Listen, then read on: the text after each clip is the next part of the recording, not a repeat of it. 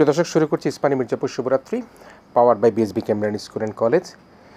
দর্শক, আজ আমরা আমাদের অনুষ্ঠানের শিরোনাম রেখেছি যুক্তির আকাশে প্রতিবাদী সূর্য, তুমি সাইদ তুমি মুগ্ধ। আমরা সাইদ এবং মুগ্ধকে আজকের আমাদের এই প্রতিবাদী সূর্য হিসেবে আখ্যায়িত করে যারা এই স্বৈরাচারপতন আন্দোলনে শহীদ হয়েছেন তাদের আত্মার মাগফিরাত কামনা করে আমরা আলোচনা শুরু করব। এবং এখানে আমাদের সাথে অতিথি হিসেবে উপস্থিত রয়েছেন রাজনৈতিক বিশ্লেষক, লেখক, কলামিস্ট জনাব গোলাম মাওলা রনি রয়েছেন আমাদের সাথে। প্রিয় দর্শক, আপনারা জানেন যে অন্তর্বর্তীকালীন সরকার প্রধান শান্তিতে নোবেল বিজয়ী ডক্টর ইউনূস আজ সকালে বৈষম্য বিরোধী আন্দোলনে শহীদ আবু সাইদের রংপুরের বাবরপুর জাফরপাড়া বাড়িতে তিনি গিয়েছেন, পরিবারের সাথে কথা বলেছেন, তার কবর জিয়ারত করেছেন, সাংবাদিকদেরকে তার নানা রকম প্রতিক্রিয়া সেখানে ব্যক্ত করেছেন, তার বাবার সাথে তার ভাইয়ের সাথে কথা হয়েছে।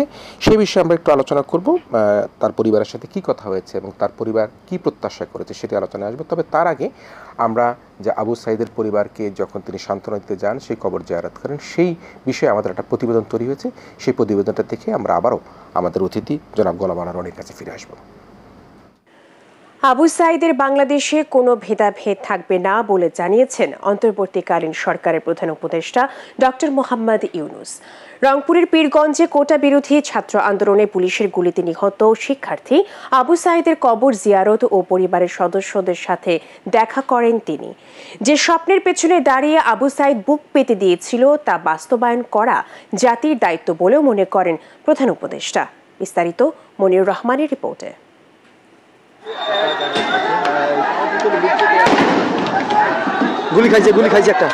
কোটা বিরোধী ছাত্র আন্দোলন চলাকালে গত 16 জুলাই রংপুরে পুলিশের গুলিতে নিহত হন বেগম রোকেয়া বিশ্ববিদ্যালয়ের ইংরেজি বিভাগের শিক্ষার্থী আবু সাইদ। তার মৃত্যুর মধ্য দিয়ে সারা দেশ হয়ে ওঠে উত্তাল। অন্তর্বর্তীকালীন সরকারের প্রধান উপদেষ্টার দায়িত্ব নেওয়ার দুদিন পরেই পীরগঞ্জের জাফরপাড়া বাবনপুর গ্রামে যান ডক্টর মোহাম্মদ ইউনূস। ঢাকা থেকে সকাল 11টার দিকে পৌঁছে প্রথমে শহীদ আবু সাইদের কবর জিয়ারত করেন তিনি। পরে তার বাড়ির আঙ্গিনায় বাবা মকবুল হোসেন ও মা মনোয়ারা বেগম সহ পরিবারের সদস্যদের সমবেদনা জানান ডক্টর ইউনূস। এ সময় তার সাথে ছিলেন বৈষম্য বিরোধী ছাত্র আন্দোলনের আক্তার হোসেন ও সার্জিস আলম সহ সমন্বয়কদের কয়েকজন। অন্তর্বর্তীকালীন সরকারের উপদেষ্টা নাহিদ ইসলাম ও আসিফ মাহমুদকে নিয়ে জাতীয় পতাকা মেলে ধরেন ডক্টর মোহাম্মদ ইউনূস। সাইদের কবরের পাশে দাঁড়িয়ে গণমাধ্যমকে প্রতিক্রিয়া ব্যক্ত করেন প্রধান উপদেষ্টা। এই আবু সাইদ এখন এক পরিবারের সন্তান না, বাংলাদেশের যত পরিবার আছে তাদেরই সন্তান, এবং তারা অধিকার তাকিয়ে থাকবে। যারা ছোট ছেলে মেয়ে বড় হবে, তারা স্কুলে পড়বে, আবু সাইদের কথা নিজে নিজে প্রস্তুত হবে, আমিও ন্যায়ের জন্য লড়বো, আমিও বুক পেতে দেব। এটা আবু সাইদের বাংলাদেশ। এই আবু সাইদের বাংলাদেশে কোনো ভেদাভেদ নেই। এ সময় সংঘাত, সহিংসতা পরিহার ও কাউকে অন্যের ধর্ম নিয়ে কথা না বলতে দেশবাসীকে আহ্বান জানান প্রধান উপদেষ্টা। কোথাও কোনো গোলযোগ যেন না হয়, কেউ ধর্ম নিয়ে কথাবার্তা না বলে, কারণ আমরা এই মাটিরই সন্তান, সবাই আবু সাইদ। কাজে এদের সন্তানদের রক্ষা করা জাতি ধর্ম নির্বিশেষে, এটা আমাদের এখন কর্তব্য। পরে বেগম রোকেয়া বিশ্ববিদ্যালয়ে শিক্ষক ও শিক্ষার্থীদের সাথে মতবিনিময়কালে প্রবীণদের তারুণ্যের পথে প্রতিবন্ধকতা সৃষ্টি না করার আহ্বান জানান ডক্টর ইউনূস। আমাদের যারা তরুণদের বয়সের সীমা অতিক্রম করে গেছে, মেহেরবানি করে আপনার রাস্তা ছেড়ে দেন, আপনারা প্রতিবন্ধকতা করতেছেন। এছাড়াও রংপুর মেডিকেল কলেজ হাসপাতালে চিকিৎসাধীন আহতদের দেখতে যান প্রধান উপদেষ্টা। রংপুর সার্কিট হাউসে সাংবাদিকদের জানান, দেশের অর্থনৈতিক উন্নয়নে নিজেদের মধ্যে একতা প্রতিষ্ঠা করাই অন্যতম চ্যালেঞ্জ।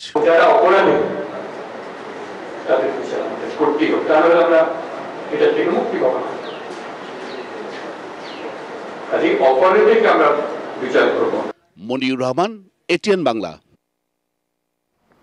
আমরা রিপোর্টে দেখলাম এবং রিপোর্টের মধ্যে একটা ভীষণ বড় বিশ্লেষণ আছে। সেখানে একটা কথা আমি সংবাদ থেকে যেটা টুকে রাখলাম, আবু সাইদ এখন ঘরে ঘরে বাংলাদেশের যত পরিবার আছে সব পরিবারের সন্তান আবু সাইদ। বাংলাদেশ জাতি ধর্ম নির্বিশেষে সবারই সন্তান এখন আবু সাইদ। আবু সাইদের মা সবার মা, সবার মা আবু সাইদের মা। আপনি এই যে আবু সাইদ এভাবে বুক পেতে একদম নিজে তার তাজা বুকের রক্ত ঢেলে দিয়েছেন, এবং যখন প্রথম গুলিটি করে তখনও কিন্তু সে হয়তো বুঝতে পারেনি, যদিও আমি গুলির ব্যবহার বা বন্দুকের ব্যবহার অত ভালো বুঝি না, কিন্তু দ্বিতীয় গুলিটির পর সে লুটিয়ে পড়ে। এভাবে নিরস্ত্র মানুষকে হত্যা করা বা আবু সাইদের মায়ের কথা যেটি বলল এবং professor Yunus, doctor Yunus Nobel laureate তিনি বললেন, আপনার বিশ্লেষণ কি?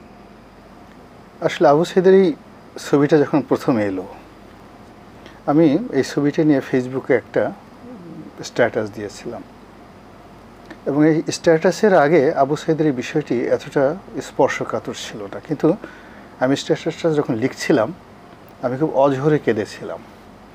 আপনি স্ট্যাটাসটা পড়ছেন কি না, 1 লাখের উপরে সেটা শেয়ার হয়েছে, কয়েক লাখ শুধু লাইক হয়েছে। আমার জীবনের কোনো ফেসবুকের স্ট্যাটাস এত আলোড়ন সৃষ্টি করেনি। তো যেই মুহূর্তে আমি এটা পোস্ট করব, আমি যে ভাষায় লিখেছিলাম সে ভাষা প্রয়োগ করতে গিয়ে লিখতে গিয়ে আমি অঝরে কেঁদেছিলাম।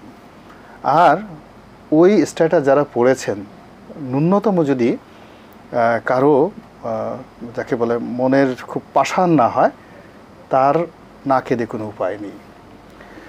তো কাজেই আবু সাইদের যে বিষয়টি, এটি একটা আদর্শ, এটি একটা দৃষ্টান্ত। আমাদের দেশে অনেক নামকরা শহীদান রয়েছেন, অনেক বিখ্যাত গাজী রয়েছেন, যারা যুদ্ধের ময়দানে বিজয়ী হয়ে আমাদের সমাজে এখন প্রতিষ্ঠিত আছেন। আর যারা যুদ্ধক্ষেত্রে জুলুমের অত্যাচারে শাহাদাত বরণ করেছেন, এরকম অনেক শহীদ রয়েছেন, 52 ভাষা আন্দোলন থেকে শুরু করে আরও অনেক জায়গাতে। তো আমরা তাদেরকে দেখি নাই, তাদের সংগ্রাম আমরা দেখিনি, আমরা শুধু শুনেছি গল্প, কবিতা, সাহিত্যে এবং ইতিহাসে। কিন্তু সাইদের যে আর্তদান, তার যে সাহস, তার যে শক্তি, এটা একটা জীবন্ত চলচ্চিত্র। পৃথিবীর কোনো চলচ্চিত্রকার এভাবে এই দৃশ্য ফুটিয়ে তুলতে পারবে না, কোনো অভিনেতা নাই, সেটা দিলীপ কুমার বলে। অর্থাৎ উনি যেভাবে আত্মদান করেছেন, যদি বলা হয় দিলীপ কুমারকে কবর থেকে এনে এইভাবে অভিনয় করো, পারবে না। টম ক্রুজকে বলা হয় পারবে না, মার্শাল মার্সওয়ানিকে যদি বলা হয় পারবে না। তো কোনো অভিনেতা শাহরুখ খান পারবেন না। এটা জীবন্ত, মানে এই যে তার যে আত্মদান, এইরকম একটা জীবন্ত আর হবে না বাংলাদেশের ইতিহাসে। তো ওই দৃশ্যটা, ওই যে বুক উঁচু করে দাঁড়ানোর যে তার ক্ষমতা, তার বীরত্ব, এবং সেই রংপুরের মাটিতে যেখানে নুরুল দিনের জন্ম হয়েছিল, যেখানে নুরুল দিনকে নিয়ে সাহিত্য রচিত হয়েছিল, ফলে আবু সাইদ যে দৃষ্টান্ত স্থাপন করেছেন, তাকে নিয়েও আগামী দিনগুলোতে অনেক কিছু হবে, শিল্প হবে, সাহিত্য হবে, চলচ্চিত্র হবে। এবং বাংলার ঘরে ঘরে এই যে আবু সাইদের যে আদর্শ, এটা কাউকে বলতে হবে না, মানে ডক্টর ইউনূস বলেন বা না বলেন, আপনি আমি বলেন বা না বলেন, এই যে মেসেজটা সিনা থেকে সিনা, এক হৃদয় থেকে আর এক হৃদয়, রক্তের লোহিত কণিকা থেকে আরেক রক্তের লোহিত কণিকায়, এই যেই দিন তিনি শাহাদাত বরণ করেছেন সেই দিন থেকে সারা বাংলায় ছড়িয়ে পড়েছে। এবং এই জমিন যে শহীদের রক্ত হজম করতে পারে না, আসমান যে কোনো শহীদের মজলুমের কান্না সহ্য করতে পারে না, 2024 সনে যে কোরআন হাদিসের যে কথাগুলো আমরা শুনে আসছি, গীতা, বাইবেল, ত্রিপিটকের যে অমৃত বাণীগুলো আমরা শুনে আসছি, এটা এই 2024 সনে এসে আমরা আবু সাইদের শাহাদাত বরণের মধ্যে যে চাক্ষুষ আমরা দেখলাম, এবং যারা ওই দৃশ্য, আমি মনে করি এটা অত্যন্ত সংবেদনশীল দৃশ্য, যেভাবে গুলি করেছে, ওটা যাদের আত্মা খুব দুর্বল, সংবেদনশীল, তাদের ওই দৃশ্যটা দেখার মতো মানে অবস্থা নেই। এটা চলতে থাকবে। এবং যেভাবে সে 2 হাত প্রসারিত করে নিজের বুককে এই বাংলার মানুষের মুক্তির জন্য নিজের বুককে ঝাঁঝরা করে দেওয়ার প্রত্যয় নিয়ে সে দাঁড়িয়েছিল, এটা এর পিছনে কতটা প্রত্যয় ছিল, যেটা আমরা পরবর্তীতে পত্রিকায় দেখেছি, যে যেদিন তিনি আসবেন সেই দিন তিনি তার পরিবার থেকে বিদায় নিয়ে এসেছিলেন, তার পিতামাতার কাছ থেকে বিদায় নিয়ে এসেছিলেন, এবং তিনি বলেছিলেন যে আমি যদি মারা যাই তাহলে আমার লাশ যেভাবে দাফন করবে, বা আমাদের এই মুক্তি না হওয়া পর্যন্ত আমার লাশ দাফন করবে না, এইরকম একটা কথা সামাজিক মাধ্যমে আসছিল। তো তার ভিতরে সে যে আসছিল একটা জিদ নিয়ে, একটা চাওয়া নিয়ে, একটা প্রত্যয় নিয়ে। এখন আল্লাহ তো তাকে কবুল করেছেন, আল্লাহ তাকে কবুল করেছেন, এবং তিনি আমাদের জন্য রক্ত দিয়েছেন, জীবন দিয়েছেন। আমরা, আমাদের কাছে তার কোনো কিছু চাওয়ার নেই, মানে উনি তো সমস্ত চাওয়া পর ঊর্ধ্বে চলে গেছেন। এমনকি এই সমস্ত রাষ্ট্রটাও যদি এই যে শহীদ তার পরিবার, আবু সাইদের পরিবারকে দিয়ে দেওয়া হয়, তার বাবাকে যদি রাষ্ট্রপতি বানানো হয় আর যদি অপশন দেওয়া হয় যে তার ছেলেকে জীবন্ত ফিরিয়ে দেওয়া হবে, সে বলবে রাষ্ট্র আমি চাই না, আমি আমার ছেলেকে চাই।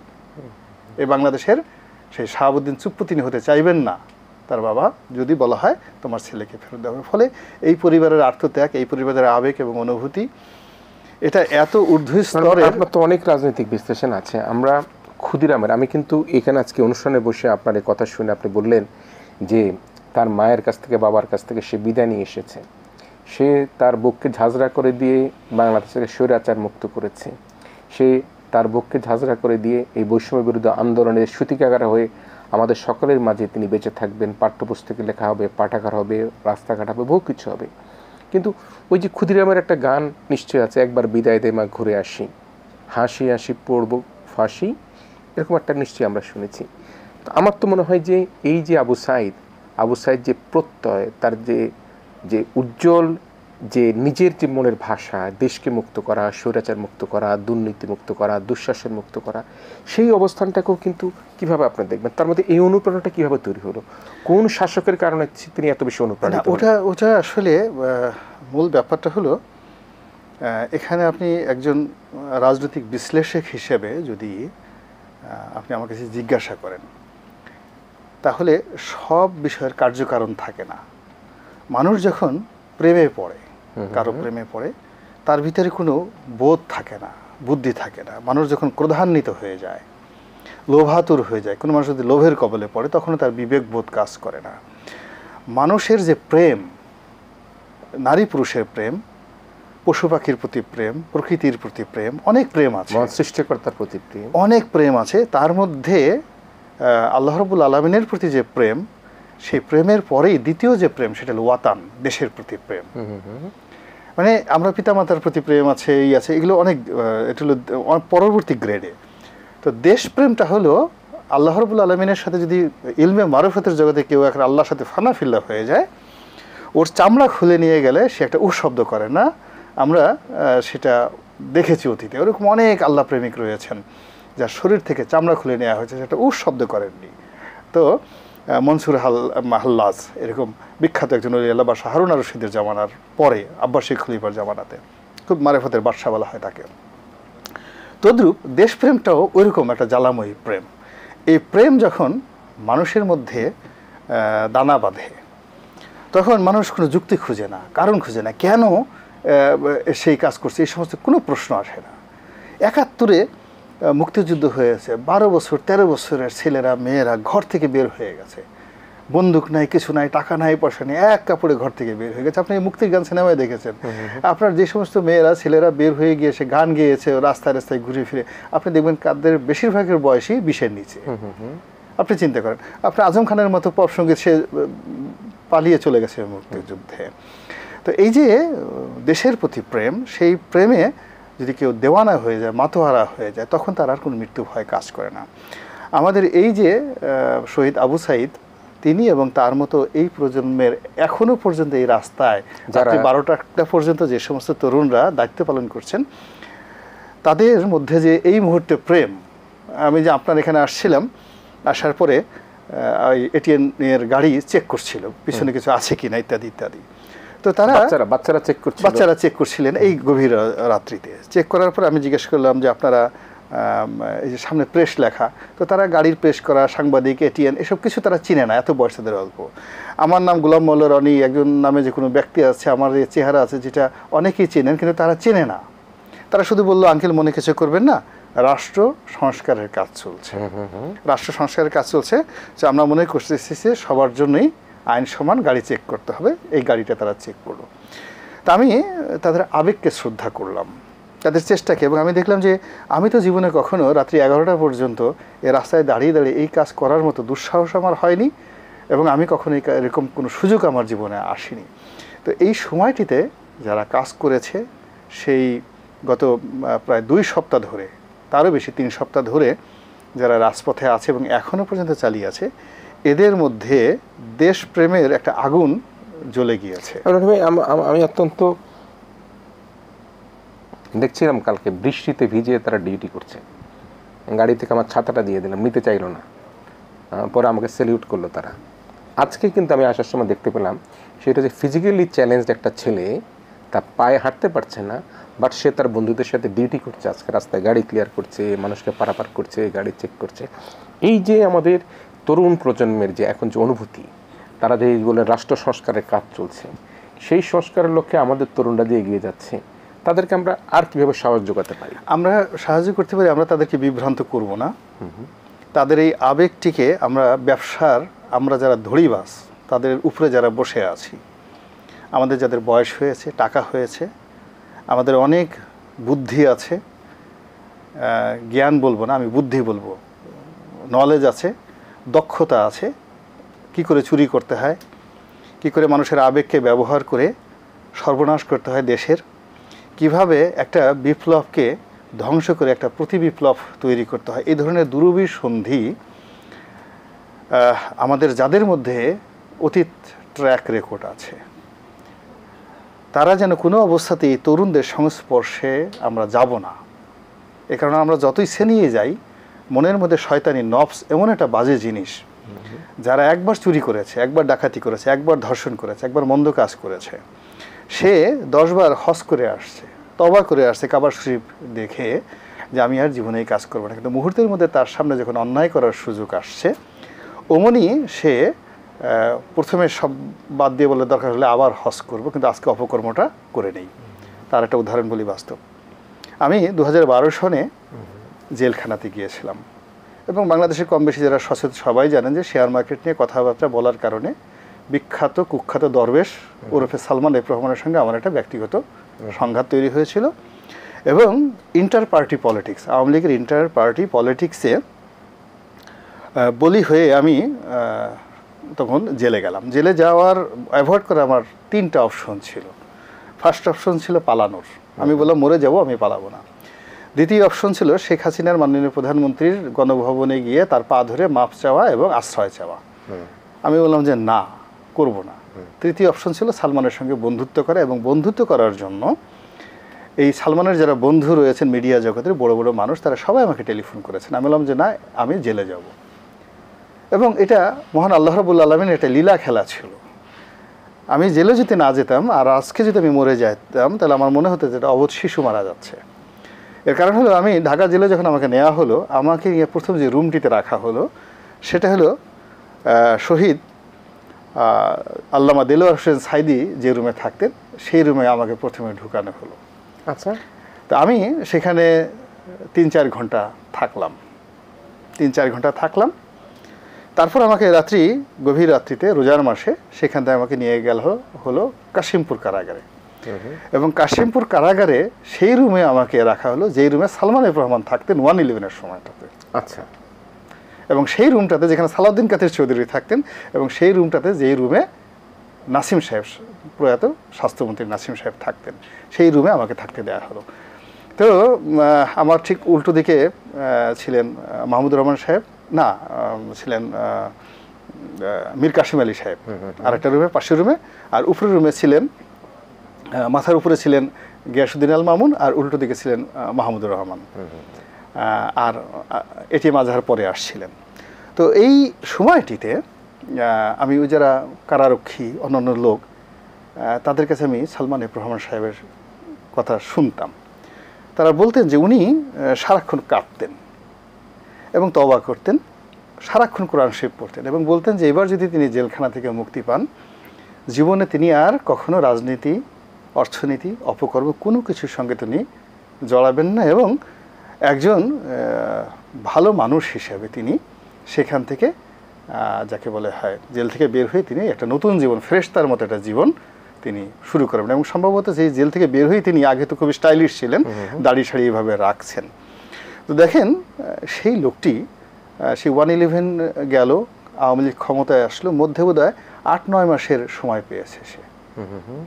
সেই 8-9 মাসের মধ্যে একটা মানুষ কতটা পাপী হতে পারে, কতটা তাপী হতে পারে, যার কারণে শেখ হাসিনার মতো একজন প্রাজ্ঞ অভিজ্ঞ রাজপথে যা ট্র্যাক রেকর্ড রয়েছে সফলতার, বাংলাদেশে Sheikh Hasina is a seasoned politician.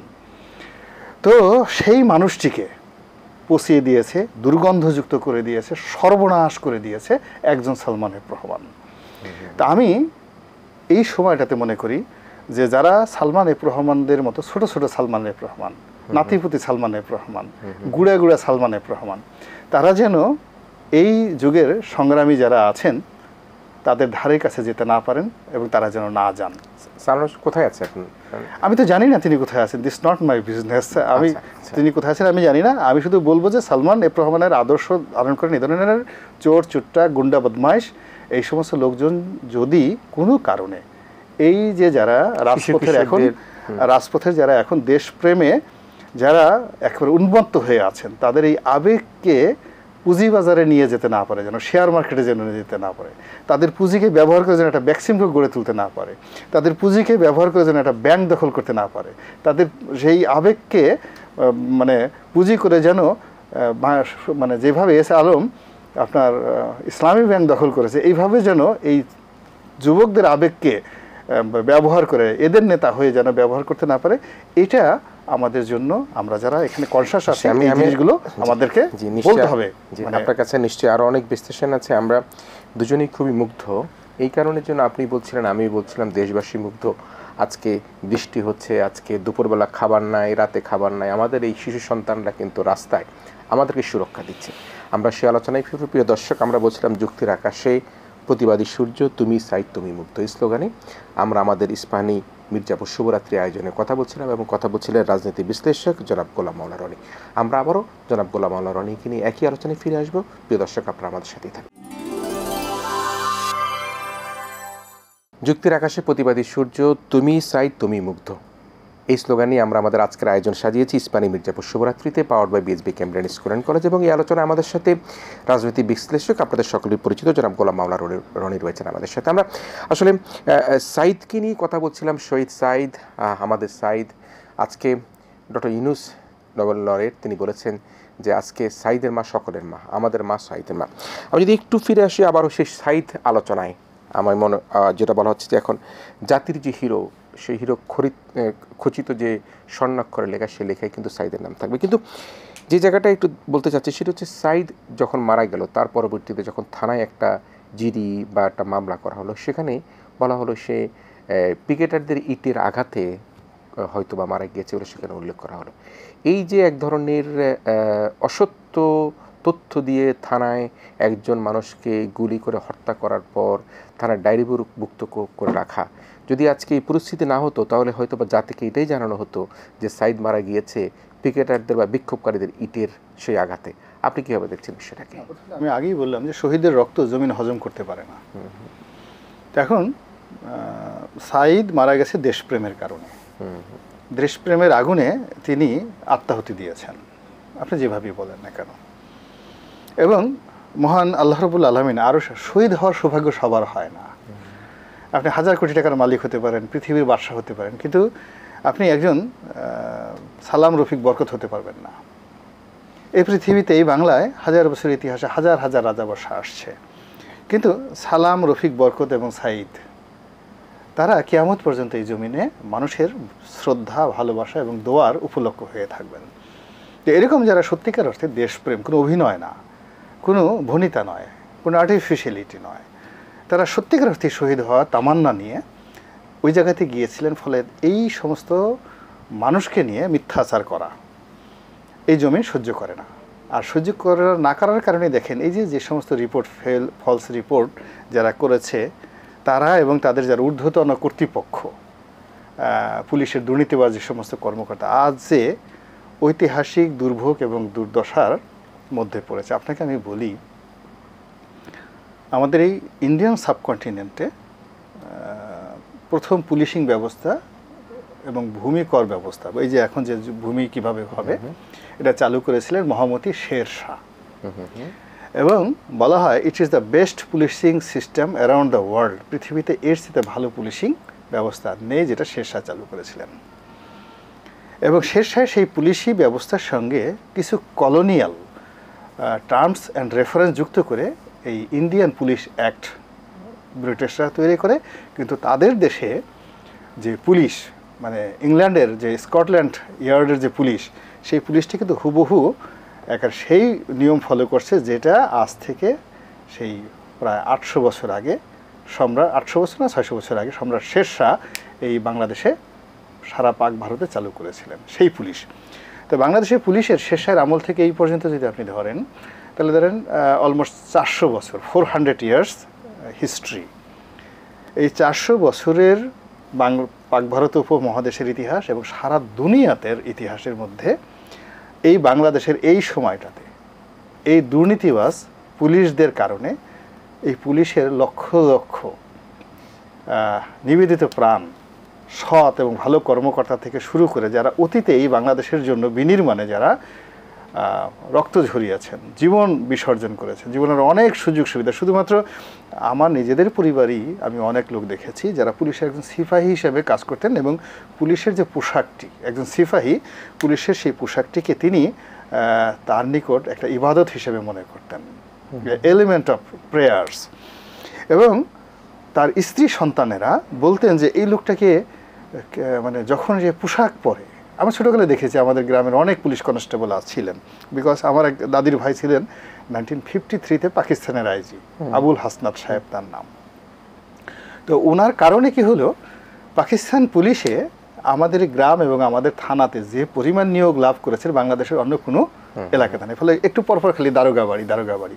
তা আমাদের আত্মীয় স্বজনের মধ্যে যে যার অবস্থান অনুযায়ী অসংখ্য দারোগা, অসংখ্য পুলিশ, তা আমরা তাদেরকে দেখে আসছি। পুলিশের যে ঐতিহ্যটা আমি সেটা বলছি, সেটা আমি যে প্রসঙ্গটাই হয়ে যাব। তো দেখতাম যে তাদের স্ত্রী, পুত্র, সন্তানেরা ওই পুলিশের কনস্টেবলকে, আমি উপরে গেলাম না, এইভাবে শ্রদ্ধা করতেন যে আমি সেই দাদিদেরকে বলতে শুনেছি যে এই মানুষটি যখন পুলিশের পোশাক পরেন তার সামনে আমরা যাইতে সাহস পাইনি, এত ভয় করতেন তারা। এখন সেই পুলিশ এখানে এসে এমন হয়ে গেছেন, এটা এখন বেনজিরে রূপান্তরিত হয়েছে এবং বেনজিরের স্ত্রী তিনি যখন পোশাক পরতেন তাকে এইভাবে সম্মান করতেন আমার কাছে মনে হচ্ছে না। আসাদের স্ত্রী ওই যে পুলিশ কনস্টেবল, আমি আমার যে দাদি 1971, 72, 73-তে আমি তাদের মুখে ওই যে আত্মীয় স্বজনের যে যারা কনস্টেবল ছিলেন তাদের যে সম্মান সমীহ এই যুগের দুর্নীতিবাজ কর্মকর্তাদের স্ত্রীরা করেছেন কিনা আমি বলতে পারবো না। ফলে কি হচ্ছে দেখেন, এই অপকর্মের ফলে আজকের এই দিনটিতে তারা যে ঐতিহাসিক সংকটের মধ্যে পড়েছেন, যে অপমানের মধ্যে পড়েছেন, এবং এই প্রজন্মে যারা এই মুহূর্তে এই দুর্ভোগ দুর্দশার মধ্যে আছেন, পুলিশের আইজি থেকে শুরু করে কনস্টেবল পর্যন্ত, তাদের মনে যে একটা আঘাত লেগেছে, যে অপমান তারা বোধ করছেন, যে কষ্ট তারা পাচ্ছেন, আর যারা অন্যায় করেছে তারা যে ভয় পাচ্ছেন, আমি মনে করি তাদের জীবনে ওই কিয়ামতের ময়দান শুরু হয়ে গেছে। কিয়ামতের মনের ময়দানে যেমন সবাই ইয়ানাফসি করবে। এখন যারা ভালো তারাও ভয় পাচ্ছে, আর যারা মন্দ তারাও ভয় পাচ্ছে। আমি একটা ভিন্ন প্রসঙ্গে এটা চলে আসি, সেটি হচ্ছে যে আমি কয়েকটা পত্রিকার অনলাইন আজকে দেখেছি এবং বিএনপির ভারপ্রাপ্ত চেয়ারম্যান জনাব তারেক রহমান সাহেব ফেসবুক স্ট্যাটাসে ডক্টর ইউনূসকে নিয়ে তিনি একটি অভিনন্দন জানিয়েছেন, তিনি কিছু মন্তব্য করেছেন। সেই জায়গার মধ্যে একটা কথা তিনি অভিনন্দন জানিয়েছেন যে আমাদের সাহসী ছাত্র, শিক্ষক, কর্মী, রিক্সা চালক থেকে শুরু করে গৃহিণী, সাধারণ নাগরিক, রাজনৈতিক কর্মী, সমস্ত গণতন্ত্রী মানুষের ব্যাপক আন্দোলনের অংশগ্রহণের ফসল হিসেবে তিনি উল্লেখ করেছেন। তিনি যে জায়গায় মোটা তাকে বলেছেন এটি শুধুমাত্র কোটা সংস্কার আন্দোলন বললে হবে না, আরও এটার সাথে যেটা যুক্ত করেছেন নজিরবিহীন দুর্নীতি, মত প্রকাশের স্বাধীনতা দমন এবং মানবাধিকার লঙ্ঘন, বেকারত্ব, দ্রব্যমূল্য বৃদ্ধি, নানা রকম বিষয় উল্লেখ করেছেন। আমি যদি একটু কথা আসে ছোট্ট করে, এই যে নজিরবিহীন দুর্নীতির কথা যেটি বলা হয়েছে, যেটি দমন নিপীড়নের কথা বলা হয়েছে, বেকারত্বের কথা বলা হয়েছে, মত প্রকাশ হাজার কথা হচ্ছে, এগুলিকে আপনি কীভাবে দেখবেন? আপনি সাংবাদিকতার সাথে যুক্ত, সব মিলে আপনার বিশ্লেষণ কী? না, প্রথমত হলো যে এখানে যারা আন্দোলন যাদের হাত দিয়ে পূর্ণতা পেয়েছে, একটা বুঝতে হবে যে রেভলিউশন যাদের হাত দিয়ে পূর্ণতা পেয়েছে তাদের নেতৃত্বে ছিলেন ছাত্র। জি, এটা কোনো সন্দেহ নাই, পূর্ণতা পেয়েছে। দ্বিতীয়ত হলো তাদেরকে সাপোর্ট দিয়েছেন তাদের অভিভাবক এবং সাধারণ জনগণ। অর্থাৎ এই যে যারা মানে আন্দোলনের নেতা, তাদের পরিবারের সমর্থন না থাকলে তারা কোনোদিন, মানে মা পানি নিয়ে গিয়েছে, খাবার নিয়ে গিয়েছে, সে তার বাচ্চাটার জন্য বলেছে আমার বাচ্চাটাকে আমি দিয়ে দিলাম। জি। এখন এই যে আমাদের আসিফ আকবর সাহেব, বিখ্যাত সঙ্গীত শিল্পী, সে তার নিজের ছেলেকে নিয়ে শহীদ মিনারে গেছে এবং সে ছেলের হাত ধরে টান দিয়ে সে বলে যে দিয়ে দিলাম আপনাদেরকে, আপনারা মেরে ফেলুন নাকি। এটা সাধারণ একটা বিষয় নয়, জেনারেল ব্যাপার নয়। সমাজের প্রতিটি সেই চলচ্চিত্র থেকে শুরু করে সাংবাদিক থেকে শুরু করে সমস্ত শ্রেণী পেশার মানুষ, শিল্পী, সাংবাদিক, ছাত্রদের এই নেতৃত্বের পেছনে তারা নিজেদেরকে আত্মসমর্পণ করেছে যে আমরা যেটা পারিনি এটা কিন্তু এই যে 5 তারিখের আগে মানে তেল দেওয়ার জন্য না। এখন যদি ছাত্রদেরকে কেউ প্রশংসা করে সেটা হলো তেল মারার জন্য, কিন্তু 5 তারিখের আগে এই ছাত্রদেরকে যারা সমর্থন দিয়েছেন তাদের কোনো স্বার্থ ছিল না, তাদের ঝুঁকি ছিল।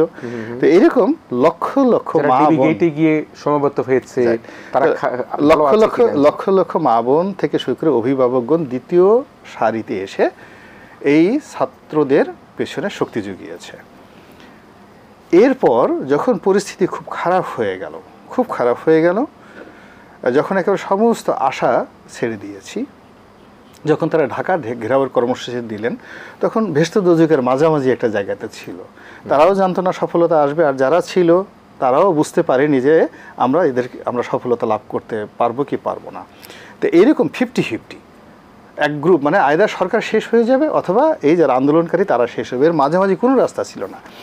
এইরকম যখন যুগ সন্ধিক্ষণে এই আন্দোলনকারী নেতৃবৃন্দরা পৌঁছে গেলেন যে তারা যদি পরাজিত হতেন তাদের সবাইকে মরতে হতো, যেভাবে এখন আওয়ামী লীগ মরছে তাদেরকে মরতে হতো। ঠিক এইরকম যখন বেস্টেদোজের মাঝামাঝি জিনিসটা চলে আসলো, এরকম 3 দিন আপনি চিন্তা করেন, অর্থাৎ আগস্ট মাসের 1 তারিখ থেকে একদম 5 তারিখ পর্যন্ত, এটা ছিল একদম একটা টার্মাইল পিরিয়ড। এই সময়টিতে ওই যে বঙ্গবন্ধুর সেই স্লোগানের মতো তোমাদের যার যা কিছু আছে তা নিয়ে ঝাঁপিয়ে পড়ো, ঠিক সেইভাবে এই ছাত্রদের কথা আমাদের এই বঙ্গবন্ধুর কথার মতোই ফল দিয়েছে। আমরা দেখেছি প্রত্যেক শ্রেণী পেশার মানুষ, ইভেন মানে আই হ্যাভ টু রিমেম্বার কিছু কিছু টেলিভিশন যখন দেখাচ্ছিল যাত্রাবাড়ি পর্যন্ত ছাত্ররা চলে আসছে এবং এদিকে টঙ্গী ক্রস করে বনানী পর্যন্ত চলে আসছে। 5 তারিখ কথা বলছেন আপনি 5 তারিখের কথা বাদ দেন, তার আগে যখন তারা কারফিউ জারি করে, কারফিউ জারির আগে আমাদের শিক্ষার্থীদের কি স্মার্ট, একদিকে সরকারের পক্ষ থেকে এক ধরনের কর্মসূচি দিয়ে এটা করা হচ্ছে, তারা কিন্তু সাথে সাথে আবার তাদের কর্মসূচি দিয়ে দিচ্ছে। না ওই তো সব, মানে এটা ওদের দে আর নট, মানে এটা স্মার্ট না বলে বলতে হবে কি যে আল্লাহ রাব্বুল আলামিন, আমি এজ এ ধর্মিক হিসেবে যেটা বলতে চাই যে যখন আল্লাহ কাউকে সম্মানিত করতে চান, আজ দেখেন একেবারে 2জন বাচ্চা ছেলে মানে অনেকের চোখ টাটাচ্ছে যে তারা কি করে উপদেষ্টা হলেন। এখন আল্লাহ তাকে ওই মর্যাদার আসনে বসাবেন, মর্যাদার আসনে বসাবেন, এই জন্য ওই পথটা আল্লাহই করে দিয়েছেন। ওদের কোনো দোষ নেই, ওদেরকে যারা ঈর্ষা করে তারা আল্লাহর সিদ্ধান্তকে ঈর্ষা করে। এখন আল্লাহ তাদের ওখানে বসাবেন, এরকম এই যে তারা বসানোর আগে তারা যে সিদ্ধান্ত নিয়েছেন, যা কিছু নিয়েছেন, তাদের মস্তিষ্কের যে আপার যে চেম্বারটা সেটা আল্লাহ খুলে দিয়েছিলেন। এমন কিছু সিদ্ধান্ত এই তাদের মনে এসেছে, মস্তিষ্কে এসেছে। এখন আপনি তো জানেন যে জ্ঞান বুদ্ধির যেটা 3য় স্তরের যে জিনিসগুলো এবং 2য় স্তরের জিনিসগুলো, প্রথম 3য় স্তরের জিনিসগুলো মস্তিষ্কে আসে, আর 2য় স্তরের জিনিসগুলো 2য় লেভেল সেটা হলো দক্ষতা, অভিজ্ঞতা, জ্ঞান গরিমার কারণে মস্তিষ্কে আসে। আর সর্বস্তরের যে জ্ঞানের যে জিনিসটা সেটা হৃদয়ে আসে। তো এই হৃদয়ে যখন মানুষের এই মেসেজ আসে, ওটা আসে আল্লাহর তরফ থেকে, এটাকে বলা হয় ইলহাম। রাব্বুল আলামিনের কাছে আমরা এই কারণেই বলি যে আল্লাহ দিয়ে দেখে নিয়েও দেখে। আজকে এই 2 তরুণ শিক্ষার্থীকে যেভাবে মর্যাদার আসনে বসিয়েছে, তো যখন এখন তাদের আহ্বানে দেখেন যেটা হলো একেবারে যে তারেক রহমানের বক্তব্য আমি আসছিলাম, তো এই সাধারণ জনতা চলে এলেন। আর যখন সাধারণ জনতারা চলে আসছে, এর মধ্যে বিএনপি ছিল, জামাত ছিল, ভিপি নূরের দল ছিল, মানে যত রাজনৈতিক দল ডান বাম কোনো রকম লোক ছিল, সবাই ছিল। এখন দেখেন এই যে রেভলিউশনটা হয়েছে বাংলাদেশের, রেভলিউশনটা এটাকে যদি আপনি ক্যারেক্টারিস্টিক্স ধরেন, চরিত্র ধরেন, এটা অনেকটা ফ্রান্সের রেভলিউশনের মতো। ফ্রান্সের রেভলিউশন হলো এরকম যে আমরা একটা বিরতির জন্য অপেক্ষা করছি, বারবার আমার প্রডিউসার আমাকে তাগিদ দিচ্ছে, আমাদের যারা বিজ্ঞাপনদাতা তারাও অপেক্ষায় আছেন কখন বিজ্ঞাপন আমরা ফিরে যাব, কারণ আমরা যে বিষয়গুলো নিয়ে কথা বলছিলাম সেই বিষয়গুলো এই সময়ের জন্য অত্যন্ত গুরুত্বপূর্ণ এবং বেদনাদায়ক এবং আনন্দের দুদিকেই কিন্তু আমাদের, একদিকে আমাদের আনন্দের অশ্রু ঝরছে, অন্যদিকে কিন্তু আমাদের বেদনাও কিন্তু আমাদেরকে কাতর করছে। প্রিয় দর্শক, যুক্তির আকাশে প্রতিবাদী সূর্য, তুমি সাইদ তুমি মুগ্ধ স্লোগানে আমরা কথা বলছিলাম। আমাদের আজকের রাত্রের আলোচনা ইস্পানি মির্জাপুর শুভরাত্রিতে, powered by BSB Cambrian school and college. আমরা আবারও ফিরে আসবো একই আলোচনায় ছোট্ট একটা বিরতির পর। প্রিয় দর্শক, যুক্তির আকাশে প্রতিবাদী সূর্য, তুমি সাইদ তুমি মুগ্ধ, এই স্লোগানে আমরা আমাদের আজকের যে আয়োজন ইস্পানি মির্জাপুর শুভরাত্রিতে আবার আলোচনায় ফিরে এসেছি। আমাদের সাথে রয়েছেন গোলাম মাওলা রহিম, রাজনৈতিক বিশ্লেষক। আমরা কথা বলছিলাম বিএনপির ভারপ্রাপ্ত চেয়ারম্যান জনাব তারেক রহমানের কথা বলছিলাম। তিনি দুর্নীতি, মানবাধিকার লোকের কথা বলতে অসম্পূর্ণ কথাগুলো আমি শেষ করি। আমি আগেরবার শেষ করেছিলাম যে বাংলাদেশের যে বিপ্লবটা হয়েছে, অভ্যুত্থানটা হয়েছে, ধরন এবং প্রকৃতি এটা একেবারে ওই ফ্রেঞ্চ রেভলিউশনের মতো, ফরাসি বিপ্লবের মতো। তো ফরাসি বিপ্লবের যে পরিণতিটা হয়েছিল, ফরাসি বিপ্লবের পরে প্রায় 4টি বছর ধরে আনপ্রেডিক্টেবল ছিল, কোনো সরকার, গভর্নমেন্ট, আইন কানুন কিছু ছিল না। এবং সেখানে বিপ্লবীদের মধ্য থেকে, সেনাবাহিনীর মধ্য থেকে যতদিন না পর্যন্ত নেপোলিয়ন বোনাপার্ট তৈরি না হয়েছেন ততদিন পর্যন্ত স্টেবিলিটি আসেনি। আর এই ফ্রেঞ্চ রেভলিউশনের মতো প্রায় সেম একটা রেভলিউশন হয়েছে ইরানে। তো ইরানে দুটো রেভলিউশন হয়েছে। প্রথম রেভলিউশন হয়েছে মোহাম্মদ মোসাদ্দেকের পর 1950 সনে, ওইটা ফেল করেছে। ওইটা আবার কিন্তু সেই ফেল করার ফলে প্রতি বিপ্লব হয়েছে এবং রেজা শাহ পাহলভি পালাই গেছে, আবার সে কিন্তু সসম্মানে দেশে ফেরত আসছে। 20 বছর পর ফ্রান্সে ছিল বোধহয়, কোথায়? না না না না না, ওইটা না, ওইটা প্রথম হলো মোসাদ্দেক প্রধান ছিল, তারপরে যখন রেজা শাহ পাহলভি পালাই গেলেন, সম্রাট, যেটা আমেরিকান দল ছিলেন, উনি পালিয়ে গেলেন। এবং এই যখন প্রতি বিপ্লব হইলো অল্প কয়েকদিন পরে আবার তিনি ফ্রান্সে ফিরে আসলেন। আসার পরে দেখেন আবার 1979 সন পর্যন্ত তিনি রাষ্ট্র চালাইলেন। দ্বিতীয়বার যখন বিপ্লব হলো, ফ্রান্সে যখন ইসলামী বিপ্লব হলো, এবং তখনই ঠিক এই কোটা বিরোধী আন্দোলনের মতো এরকম একটা আন্দোলন তেহরান বিশ্ববিদ্যালয়ের ছাত্ররা আন্দোলন করছে। এবং সেই আন্দোলনের নেতা ছিলেন মোহাম্মদ আহমেদিনেজাদ, ওই যে যিনি পরবর্তীতে প্রেসিডেন্ট হয়েছিলেন, হি ওয়াজ দ্য, মানে তখন নেতা ছিলেন। তো যখন একটা গণঅভ্যুত্থান হয়ে গেল, তেহরান বিশ্ববিদ্যালয়ের ছাত্ররা দেখলো যে আমরা তো এই সরকার পতনের জন্য আন্দোলন করি নাই, আমরা আন্দোলন করেছি একটা নির্দিষ্ট শাহের কাছে আমাদের কিছু দাবি দেওয়া ছিল, সেই দাবি দেওয়া পূর্ণ করতে গিয়ে একটা গণ অভ্যুত্থান হয়ে গেছে, এখন আমরা তো সরকার চালাতে পারবো না। তো সরকার চালানোর জন্য আমাদের একটা রাজনৈতিক নেতৃত্ব দরকার, আমাদের সংগঠন দরকার।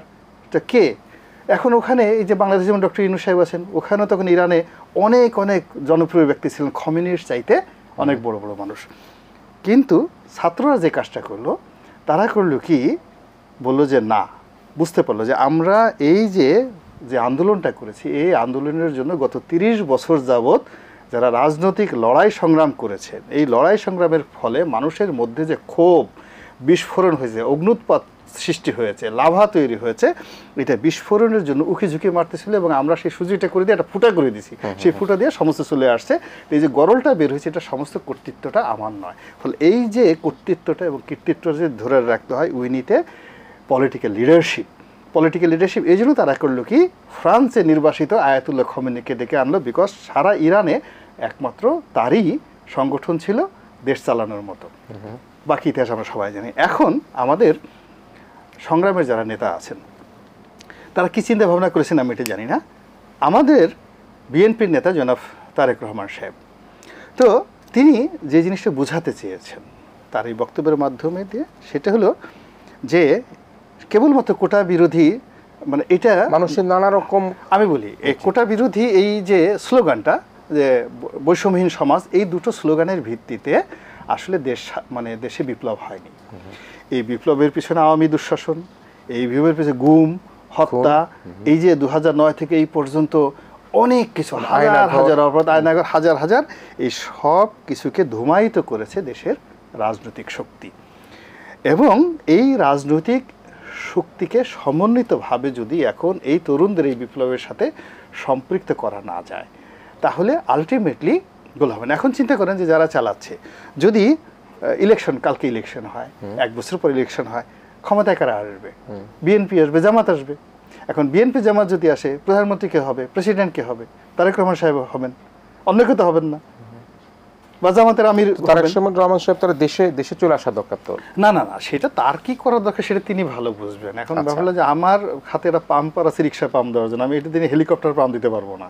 এখন আমি বাংলাদেশে ছোট একজন ইউটিউবার, আপনার এখানে এসে টক শো করি, টুকটাক করে এইটুক পর্যন্তই যা বুঝি মানে বেকুবের মতো বলে ফেলি। তারেক রহমান কবে বাংলাদেশে আসবেন না আসবেন এই বিষয়ে বলার মতো বুদ্ধি আমার এখন হয় না। আর একটা রাজনৈতিক নেতৃত্বের প্রয়োজন, সেই জায়গা থেকেই বলছিলাম যে আমি একটা বিষয় আপনি যেটা বললেন যে 20 বছর পরে হলো ইরানের অবস্থা বললেন, সেখানে একটা দেশের রাজনৈতিক নেতৃত্ব দরকার এবং তারেক রহমান সাহেব হয়তো বা নন্দিত নেতা হিসেবে মানুষের কাছে জনপ্রিয়তা অর্জন করেছেন, তিনি হয়তো চলে আসছেন। এটা তো দেখেন, আওয়ামী লীগের এখন সাবেক প্রধানমন্ত্রী ছিলেন সজীব ওয়াজেদ জয়, তিনিও তো যখন ক্ষমতায় ছিলেন বুঝতে পারেননি, তিনিও তো এখন বলছেন যে বাংলাদেশে আওয়ামী লীগ এবং বিএনপি এর বাইরে ক্ষমতার মানে যাওয়া কারো পক্ষে সম্ভব নয়, ক্ষমতায় টিকাও সম্ভব নয় এবং ক্ষমতা পরিচালনা কারো করা সম্ভব নয়। ফলে এখন যা কিছু আছে সমস্ত প্রক্রিয়ার মধ্যে তিনি আওয়ামী লীগ বিএনপি সমঝোতা চাচ্ছেন না। কিন্তু তাহলে একটা প্রশ্ন একেবারে শেষ মুহূর্তে আছে, যদি এই সমঝোতা চায়, সমঝোতা যারা করবেন তারা কি দেশে আছেন না তারা কোথায় আছেন? আমরা দেখলাম যে প্রথমত লিডার ইটসেলফ তারা তাদের মতো সমঝোতা করে ফেলবেন। এটা নিয়ে ধরেন তারেক রহমান সাহেব দীর্ঘদিন লন্ডনে আছেন, তিনি তো এখান থেকে মানে দেশের থেকে দেশ বাইরে গিয়েছেন, এরকম তো প্লেনে উড়াল দিয়ে চলে যান নাকি? এরকম করেছে কি যেটা মনে করেন? ওই বিতর্কে আমরা গেলাম না। ওই বিতর্কে আমরা এখন প্রধানমন্ত্রী কোন গেছেন, তারেক রহমান কোন আসে গেছেন, এটা নিয়ে বিতর্ক করলে আমি যদি এখন এই কথা নিয়ে এখন আমার সুসময় যাচ্ছে, বিএনপির খুব সুসময়, চারিদিকে শুধু বিএনপির বাতাস। দুদিন পর যদি বাতাস না থাকে, এখন আমি এই সুযোগ একটা কথাবার্তা বললাম, তারপরে আওয়ামী লীগের লোকজন এসে আবার তারেক রহমান সাহেব গালাগালি করে, ফলে এখন সুসময়ে I should control my mouth, আমার মুখকে সংযত করা উচিত। আমার বক্তব্যটা হলো যে প্রতিটি মানুষ বিপদে পড়লে সে উপলব্ধি করতে পারে। আওয়ামী লীগের অনেক ভুল ছিল, যেটা আওয়ামী লীগের লোকই এখন বলছে। জয় যে কথাগুলো এখন বলছেন, এই কথাগুলো আসছে 5 তারিখের আগে আমরা তার কাছ থেকে আশাও করতে পারিনি, বাট বাস্তবতা হলো তিনি এই কথাগুলো বলছেন, যেহেতু তিনি বুঝে গেছেন। এবং দেখেন আমাদের দুই নেত্রীর মধ্যে ভীষণ রকম পর্বত সমানতা বিরোধ ছিল, কিন্তু যেই মুহূর্তে দুজনকে জেলে নেওয়ার আয়োজন করা হলো, তখনই কিন্তু বেগম খালেদা জিয়া শেখ হাসিনার পক্ষে বিবৃতি দেওয়া শুরু করলেন। ওয়ানলি নির্বাচনের আগে শেখ হাসিনা তার পক্ষে বলা শুরু করলেন, দুজন যখন কনফার্ম হয়ে গেল জেলে। আবার এখন দেখেন, মানে এখন হয়তো অনেকে যারা ধরে নিয়েছেন যে 100% আগামী 3 মাসের মধ্যে বিএনপি ক্ষমতায় আসবে, তারা জয়কে নিয়ে ঠাট্টা মস্করা করছে। কিন্তু যখন 3 মাসের জায়গায় এটা 6 মাস যদি কোনো কারণে হয়ে যায়, তখন দেখবেন কোন দিন লন্ডনে বা আমেরিকাতে জয় এবং তারেক একসাথে বসে বৈঠক করেছেন, এটা আপনি কল্পনাও করতে পারবেন না। This is politics. না, কিন্তু এখন 14 দলের অবস্থা কি? শরিকরা কোথায় আছেন, কে কোথায় আছেন? আমি এই জিনিসগুলো জানি না। আপনি গণমাধ্যমে কি দেখতে পেয়েছেন যে না প্রথমত 14 দল এখন আওয়ামী লীগের সাথে আমরা দেখেছি যে এই যে স্বৈরাচার পতন, যেটা এখন বলা হচ্ছে দ্বিতীয় স্বাধীনতা, এই স্বাধীনতার পূর্বে প্রথমত আমি আপনাকে বলবো যে এটার সঙ্গে দ্বিতীয় স্বাধীনতার যারা বলছেন মুক্তিযুদ্ধ, এই কথাটি কোনো অবস্থাতে যারা বলছেন সেটা সেই প্রসঙ্গে বলি, কিন্তু তার আগেও কিন্তু আপনাকে বলা হতো আপনিও কিন্তু অনেক গুজব ছড়ান, যারা বলতো তাদের কি অবস্থা এখন? না এখন আমি যারা বলেছে আল্লাহ তাদেরকে হেদায়েত দান করুন। এখন আবার অনেকে বলছেন, মানে এখন যারা আমি যে কথাবার্তা বলছি, এখন তো সবাই ছাত্রদেরকে তেল মারছে, সবাই ডক্টর ইউনূসকে আব্বা ডাকছেন। তা আমি তো গোলাম মোল্লা রানী এখন পর্যন্ত, অথচ মনে করেন ডক্টর ইউনূস সাহেব যদি কাউকে, আমি কোনোদিন ওনাকে ফোন করি না, তো ডক্টর ইউনূস যদি কাউকে নিজে একাধিকবার ফোন করে থাকেন, আমি গোলাম মোল্লা রানীকে টেলিফোন করেছেন, কাউকে যদি উনি প্রশংসা করে থাকেন, তার বিরুদ্ধে আমি একটা লেখা লিখেছি, সে উনি বলেছেন যে আপনি আমার সম্পর্কে যে লেখা লিখেছেন, একমাত্র বাংলাদেশে কেউ যদি বুঝে থাকে আমার অ্যাক্টিভিটিস, আমাকে অনেক প্রশংসা করেছে, অনেক সার্টিফিকেট দিয়েছে। কিন্তু আপনি আমাকে নিয়ে দৈনিক নয়া দিগন্ত পত্রিকায় যে লেখা লিখেছেন, আমি বিদেশে ছিলাম, ওখানে লোকজন আমাকে পাগল বানাই ফেলছে, সে বাংলাদেশে এসে আমাকে ফোন দিয়েছে যে আমি মানে এত খুশি হয়েছি। তো যখন তাকে নিয়ে কেউ লেখেনি, আমি তাকে নিয়ে লিখেছি। আর এবং যখন শেখ হাসিনার সামনে দাঁড়িয়ে বলেছি যে ডক্টর ইউনূসের সাথে আপনি সমঝোতা করে ফেলেন, কিন্তু আমি তো কোনোদিন ডক্টর ইউনূসের পিছে যাইও নাই, ছুটিও নাই, কথা বলে যাবো না। সুসময়ে তেল মারাচ্ছে, তো দুঃসময়ে তার পাশে থাকাটাই হচ্ছে বেশি সাহায্য করা। তাকে সাহায্য করেছি, এখন ডক্টর ইউনূসের দরকার ছিল আমার সাহায্য। আর আমি এখন যে পর্যায়ে আছি, আলহামদুলিল্লাহ, ওনার কোনো সাহায্য দরকার আমার নাই, কারোর তো সাহায্য দরকার নেই। আমি যেখানে আছি খুব ভালো আছি। এখন আমি যেটা বলতেছি সেটা হলো এখন সবাই যার মতো করে তেল মারছেন। তো এখন সেই তেল আমি আসলে কারোকে আমি জীবনে মারি নাই, আমি সবসময় এস্টাবলিশমেন্টের বাইরে গিয়ে নিজের মতো। আমি একেবারে শেষ মুহূর্তে আছে, আমি আমার পরিবার বা অনেকে কিন্তু ব্যক্তিগতভাবে ক্ষতিগ্রস্ত, সে আলোচনাটা এখানে আনলাম না। যদি কেউ কখনো কোনো আলোচনায় আনে যে এই 14-15 বছর আমার পরিবার বা আমরা কি ক্ষতিগ্রস্ত হয়েছি, সেটা যদি কারো কোনো সুযোগ থেকে আনলো, আমি একেবারে শেষ এক কথা বলবো, এই যে আয়নাঘরের যে বিষয়টি, আয়নাঘর আজকে সেই জায়গাটাকে আপনি কিভাবে বিশ্লেষণ করবেন, এর অবসান কিভাবে হওয়া দরকার ভবিষ্যতের জন্য? প্রথমত হলো যে আপনি আগের প্রশ্নটা শেষ করতে পারিনি, যে 14 দলের যারা শরিক তারা কোথায়? তারা সবাই পলাতক, একজনও বুক ফুলে চলার মতো নেই। এমনকি আওয়ামী লীগের যারা সবচেয়ে জনপ্রিয়, যেমন সাবির হোসেন চৌধুরী, মতিয়া চৌধুরী, তারাও তাদের বাড়ির ঠিকানায় আছেন, রাস্তায় চলাফেরা করছেন, যাদের মধ্যে কোনো স্পট নেই, there is no spot. Barrister Rafiqul Islam Bir Uttom, না ওই যে মেজর রফিকুল ইসলাম বীরুত্তম, সাবির হোসেন চৌধুরী বা Matia Chowdhury, it's a proven honesty and dignity, কিন্তু তারাও এই অবস্থার মধ্যে কিন্তু চুপচাপ, তাদেরকে বিপদে ফেললো। কিন্তু যারা হয়তো অন্যায় করেছে তারা সবাই পলাতক এখন, মানে 14 দলের কেউ বাইরে নাই, নো ওয়ান ট্রেসেবল। কাউকে যোগাযোগ নেই আপনার সাথে? না কারোর সাথে যোগাযোগ নাই, মানে কি আমাকে সবাই টেলিফোন করছে, যার যার দরকার হয়েছে তারা সবাই টেলিফোন করছে, বিকজ গোপন জায়গা থেকে না গোপন জায়গা থেকে টেলিফোন করছে, বাঁচাও, কেউ বলছে যে বাঁচাও, করলামটা কি ভুল হচ্ছে, তুমিই সঠিক ছিল, সবাই বলছে। আমার টেলিফোন চেক করলে যে কোনো লোক দেখতে পারবে কারা কোথায় ফোন করছে। তো যার জন্য এটা করার মানে আলাদা কিছু করার নাই, সবাই যার যার মতো যাদের সাথে আমার সুসম্পর্ক তারা সবাই আফসোস করছে। শুধু তাই না, প্রশাসনের কর্তা ব্যক্তি, মানে আমি তো সবসময় মানুষের সাথে সুসম্পর্ক রক্ষা করে চলেছি, ফলে এই বিপদের সময় যাদেরকে কেউ খোঁজ নিচ্ছে না, কিন্তু তারা সবাই তাদের একটা ভরসা যে এই লোকটার সাথে টেলিফোন করলে অ্যাটলিস্ট দুটা কথা বললে আমি সান্ত্বনা পাবো, এবং সেই কাজে তারা অনেকে টেলিফোন করছেন, আমি তাদেরকে সান্ত্বনা দিচ্ছি, কিন্তু তারা কেউ প্রকাশে আসছে না, এলো বাস্তবতা। সেকেন্ড হলো আয়নাঘর, যেটা বলে চাচ্ছি। আয়নাঘর আগামী দিনেও হবে, যদি না আমরা সৎ না হই, ন্যায়নিষ্ঠ না হই, জাস্টিস বলতে যা বোঝায়, ন্যায় বিচার বলতে যা বোঝায় তা না করি, এবং নিজেদের আত্মমর্যাদা বোধ আমাদের যদি প্রতিষ্ঠিত না হয়, আমরা লোভের বশবর্তী হই, ওভার অ্যাক্টিং করি, তাহলে এই বাংলাদেশে আগে যে কয়টা আয়নাঘর হয়েছে তার সাথে আরও বেশি বেশি আয়নাঘর হবে, কারণ লোকসংখ্যা তো বাড়তেছে। জি জি, নিশ্চয়ই আমরা অনেক কথা বলবার জন্য আমাদের ইচ্ছা ছিল, কিন্তু ইস্পানী মির্জাপুর শুভরাত্রি এবং ইস্পানীকে ধন্যবাদ জানাই কারণের জন্য আমাদের আজকের আয়োজনে যুক্তির আকাশে প্রতিবাদী সূর্য তুমি সাইদ তুমি মুগ্ধ, আপনারা আমাদেরকে সার্বক্ষণিক আমাদের সাথে থেকে সহযোগিতা করবার জন্য। আমরা পূর্ব দিগন্তে সূর্য উঠেছে, সেই সূর্য যেটা উঠেছে সেটাকে আমাদেরকে রক্ষা করতে হবে। স্বাধীনতা পাওয়ার চেয়ে স্বাধীনতা রক্ষা করা সবচেয়ে বড় কঠিন বিষয়।